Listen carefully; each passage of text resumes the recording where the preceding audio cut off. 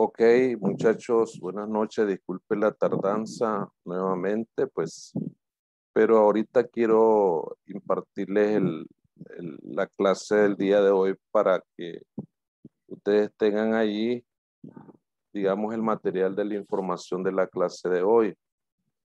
Eh, Hasta ahorita, pues, estoy llegando a mi casa y pues ya vamos a comenzar para dejarles la clase ahí grabada y que ustedes pues revisen lo que se les está eh, impartiendo.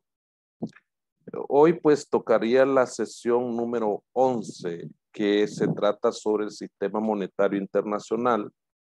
Aquí hay, digamos, cuatro temitas que hay que desarrollarlos de una manera general. Si ustedes no se conectan, perdón, no importa, pero ahí les va a quedar grabado la información. Los tipos de cambios fijos. ¿Verdad? Es la primera parte de la exposición de ahorita. Y el segundo es las instituciones monetarias internacionales después de la Segunda Guerra Mundial. Y lo tercero es tipos de cambio flexible y los sistemas híbridos de cambio en el día de hoy.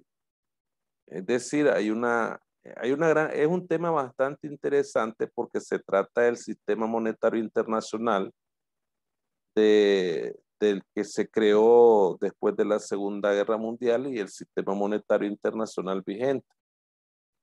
De hecho, pues, este sistema internacional ha pasado por una serie de fases, historia, iniciando de lo que entendemos nosotros por el sistema internacional, por el sistema monetario internacional de cambio internacional. Todo sistema monetario internacional se refiere al marco de reglas normativas, acuerdos, regulaciones, convenciones que gobiernan el sistema financiero internacional. Eso es en sí el sistema monetario internacional, ¿verdad? El sistema monetario internacional asume diversas formas, o sea, dependiendo de qué tipo de moneda es la que funciona en cada uno de los países donde se desarrollan estos tipos de sistemas monetarios internacionales, ¿verdad? También el sistema monetario internacional es un conjunto de instituciones los cuales regulan el desarrollo de las relaciones financieras entre los países, ¿verdad? Para determinar el sistema de cambio, por decirlo así. Vamos a tratar de desarrollar una definición. Vamos a leerla aquí en esta página web, que es una página muy importante, es una página que yo bastante ocupo para poder desarrollar algunos aspectos de la clase. Y por eso yo se las planteo aquí de esta manera. Dice que el sistema monetario internacional establece las normas que regulan los flujos monetarios transfronterizos. Esto es, entre distintos países. Aquí pareciera que la definición marca que hay cantidades de monedas que funcionan en el mercado internacional. No es así. Es decir, la única moneda con autorización de cambio o la moneda madre, por decirlo así, para hacer un aspecto cambiario, una transferencia cambiaria a nivel internacional o en el comercio internacional, es el dólar. Pero existen las otras monedas que se equiparan con respecto a ese aspecto cambiario relacionado a un intercambio de bienes y servicios en el comercio internacional. Entonces, entre los principales objetivos se encuentran garantizar la libertad de intercambio internacional. A eso es lo que me estoy refiriendo. Y prevenir los desequilibrios monetarios que podrían afectar la credibilidad del sistema. O sea, estamos hablando de un sistema monetario internacional, no estamos hablando de un sistema monetario nacional, ¿verdad? El sistema monetario internacional tiene objetivos básicos que persigue, ¿verdad? Entre esos objetivos podemos mencionar algunos de ellos, por ejemplo, el marco común, la convertibilidad, la liquidez, el ajuste y los medios de pago mundiales, ¿verdad? El marco común básicamente es el establecimiento de un sistema de reglas y normas ampliamente aceptado de modo que los países puedan entenderse e intercambiar flujos comerciales y financieros libremente. Lo otro es la convertibilidad, es decir, que el objetivo que persigue el sistema monetario con esto de la convertibilidad es asegurar la convertibilidad de las divisas a través de un sistema de intercambio internacional. Es decir, en donde el tipo de cambio es el precio relativo a la moneda. Ya te decía hace un momentito sobre el tipo de cambio. Por ejemplo, Córdoba versus dólar o dólar versus Córdoba. Entonces, el dólar se aprecia y la moneda la moneda nacional se puede depreciar. Pero eso está dependiendo de las características económicas del país o la fortaleza económica que tenga el país. Es decir, una moneda nacional va a mantener un equilibrio en la medida de que tenga fortaleza económica, que existan factores económicos determinantes para que exista esa fortaleza económica, como por ejemplo la balanza de pago, pues podríamos decir ahí. Otro objetivo que tiene es la liquidez. La liquidez se entiende que es proporcionar y asegurar suficiente liquidez para que los flujos entre países no se vean restringidos artificialmente. La liquidez es la misma circulación de moneda, ¿verdad? O el flujo de circulación de moneda. Y el ajuste, corregir en la medida de lo posible el desequilibrio en la balanza de pago de los países. Entonces, los medios de pagos internacionales, bueno, ¿cómo se van a hacer los pagos? A nivel internacional, van a desarrollarse pagos internacionalmente aceptados, ¿verdad? ¿Cómo es que se van a hacer, digamos, esos pagos internacionales? Para eso existen cantidades de bancos, pues, que van a determinar ese sistema monetario.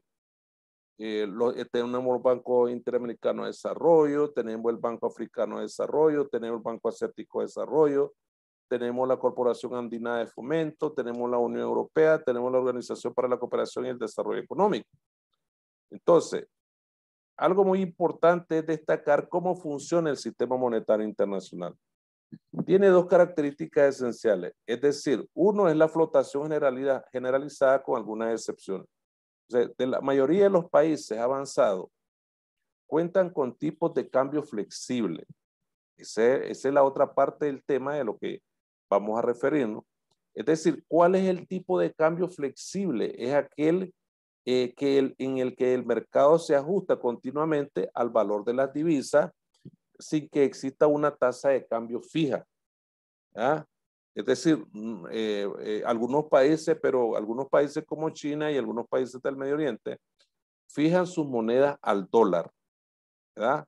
Es decir, no es, incluso los países latinoamericanos están fijando su moneda con respecto al dólar. Y cabe mencionar aquí también que algunos países de Japón y Asia, Suiza, entre otros, han intervenido en el valor de la moneda directa o indirectamente en épocas de crisis o en periodos en los que existe una fuerte variación. Por lo tanto, existe también el aspecto fiduciario, que se refiere a los fiduciarios. Las divisas no cuentan con un respaldo en metales, activos u otras monedas. Entonces, su valor se determina por la confianza que tienen las personas en el Banco Central emisor, ¿verdad? Tenemos los acuerdos internacionales, las organizaciones que conforman el SMI o el Sistema Monetario Internacional negocian y llegan a acuerdos con respecto a la normativa internacional y toman decisiones con respecto al nivel de reserva internacional. El sistema monetario internacional tiene una breve evolución que creo que eso yo ya lo había explicado en alguna de las clases. Tenemos inicialmente el patrón oro, que fue el sistema que se aplicó durante el periodo de 1870 hasta años después de la Primera Guerra Mundial. ¿Ya? Luego, con la Segunda Guerra Mundial, consistía que los bancos centrales solo podían emitir dinero que estuvieran respaldados en reservas de oro. La reserva de oro es la manera más fácil o la manera más importante para no falsificar moneda, porque el oro no se puede falsificar, ¿ya? El oro puro, pues, el oro que es extraído, y que con ese es el oro que se puede hacer. Luego aparece el sistema de Bretton Woods. Este sistema estuvo vigente de 1944 hasta 1971. Se estableció un tipo de cambio oro dólar fijo, es decir, 35 dólares sobre una onza de oro. Pero los países no tenían que convertir su moneda en oro, sino en dólares estadounidenses. Es a partir de ahí donde se practica el dólar como la moneda de referencia mundial, y los países debían fijar el valor de su moneda, el valor de la moneda nacional con respecto al dólar, procurando así intervenir en el caso de fluctuaciones relevantes. Durante este periodo se crearon también en el Bretton Woods lo que es el Fondo Monetario Internacional y el Banco Mundial. Eso es más o menos las principales, en el caso del ya el segundo punto, que son las instituciones monetarias internacionales que son después de la Segunda Guerra Mundial. Con el Bretton Woods, pues se establecieron estas organizaciones internacionales, pues el Bretton Woods, que es por excelencia el referente mundial del sistema monetario internacional. Aparece ya aquí el Banco Mundial y el Fondo Monetario Internacional como las instituciones financieras internacionales más importantes del mundo, ¿verdad? Cada una tiene una política de seguimiento a los préstamos que ellos hacen a los países con respecto al desarrollo, pues, que ellos van entendiendo, pues, que el Fondo Monetario Internacional es un fondo, así se determina.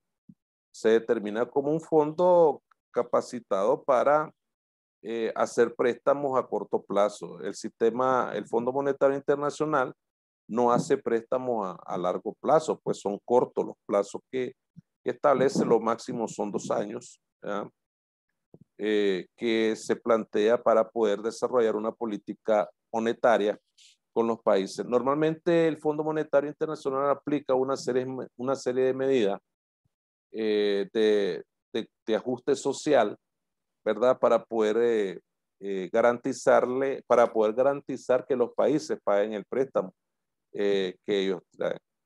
Entonces, esas instituciones o acuerdos monetarios de tipo de cambio son los que establecen lo que es el sistema monetario internacional. Luego, el tema de los regímenes de tipo de cambio, ¿verdad? Que es la otra parte de los temas que estábamos refiriéndonos, que son los regímenes de tipo de cambio, que son tipos de cambio fijo y el tipo de cambio flotante, o el que se conoce como flexible. Y también hay uno que se llama híbrido, ¿verdad? O puede ser fijo o puede ser flexible. En el tipo de cambio fijo, pues el Banco Central fija el tipo de cambio. Debe estar dispuesto a mantenerlo mediante la intervención en el mercado de divisas. Sus variaciones son de evaluaciones y revaluaciones. En el tipo de cambio flotante o flexible, como se conoce, se fija en el mercado en función de la oferta y la demanda en el mercado. Esas son las dos grandes formas como se entiende tipo de cambio. ¿Cuáles son los argumentos a favor o en contra de los tipos de cambio flotante o fijo? Bueno, a favor, uno, la efectividad de la política monetaria. Entonces, se puede usar la política monetaria para conseguir los equilibrios internos y externos. Con los tipos de cambio fijo, la política monetaria está supeditada al mantenimiento del tipo de cambio, ¿verdad? Los países no tienen por qué importar inflación desde el exterior. O sea, hay un tratamiento simétrico de los países. Los tipos de cambio de todos los países se determinan a través del mismo mecanismo. Ya se lo había explicado yo al principio. Entonces, el equilibrio en los mercados de divisas y no por decisiones gubernamentales.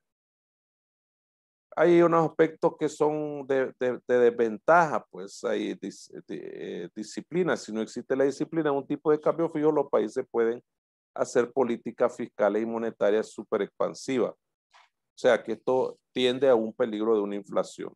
Hay una descoordinación en las políticas económicas. Si no existe una disciplina, un tipo de cambio fijo, los países no tienen incentivos para coordinarse en sus políticas económicas y se puede generar un problema de descoordinación de política entre países. En los mercados de divisas puede haber movimientos especulativos, desestabilizadores que hagan que fluctúe mucho de tipos de cambio. La variabilidad de los tipos de cambio en los mercados de divisas genera incertidumbre. ¿Cuáles son las características de un buen sistema monetario internacional? Ajuste, ya lo había dicho, liquidez, ¿verdad? Y confianza. La época, en términos cortos, la historia del sistema monetario internacional, tenemos la época del patrón oro, que va de 1870 a 1914, y el periodo de entreguerra de 1918 a 1939, y el periodo tras la Segunda Guerra Mundial, durante el cual los tipos de cambio se fijaron según el acuerdo de Bretton Woods, que ya se los había mencionado. El patrón oro va de 1870 a 1914. Su origen está en el uso de la moneda de oro como medio de cambio. Tenemos el periodo de entreguerra. Los países abandonaron el patrón oro durante la Primera Guerra Mundial. La vuelta al patrón oro tras la guerra agravó las situaciones de recesión de la economía mundial.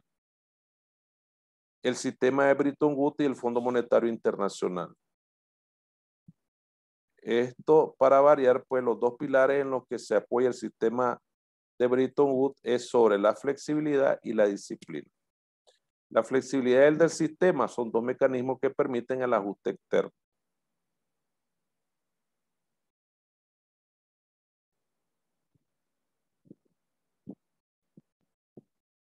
Y así pues damos por entendido pues de que se da la... Y los tipos de cambio flexible. ¿Ah? Los tipos de cambio flexible que ya los explicaba, pues de esta manera pues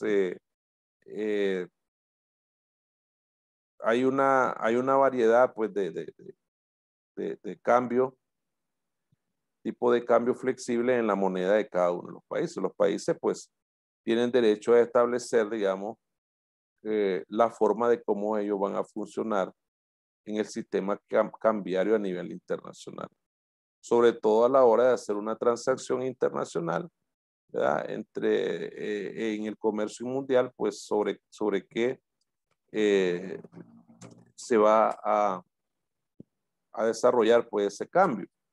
El tipo de cambio flexible es el mismo tipo de cambio flotante. O sea, se refiere a una divisa en la que el precio está determinada por factores de oferta y demanda relativo a otras divisas. A otras divisas de cambio. ¿Ah? ¿Cómo funciona el tipo de cambio flexible? Los tipos de cambio flexible o flotante funcionan a través de un sistema de mercado abierto, en el que el precio se ve impulsado por la especulación y las fuerzas de la oferta y la demanda. Bajo este sistema, el aumento de la oferta junto a la disminución de la demanda significa que el precio de un par de divisas caerá, mientras que un aumento de la demanda con una disminución de la oferta significa que el precio subirá. El tipo de cambio fijo versus flexible. Los tipos de cambios fijos pueden ser ventajosos en tiempos de incertidumbre económica, ¿verdad? Cuando los mercados son inestables. Los países de la economía en desarrollo también suelen vincular sus divisas, ya que el aumento de la estabilidad proporcionada podría alentar la inversión y dar lugar a tasas de inflación más bajas. Y así de esta manera, muchachos, les comparto de una manera general, en resumen, en resumen lo que es la clase de hoy, de la sesión número 11, porque ya estamos en la meta final de esta clase, pues nos vemos en la próxima sesión. Muchas gracias.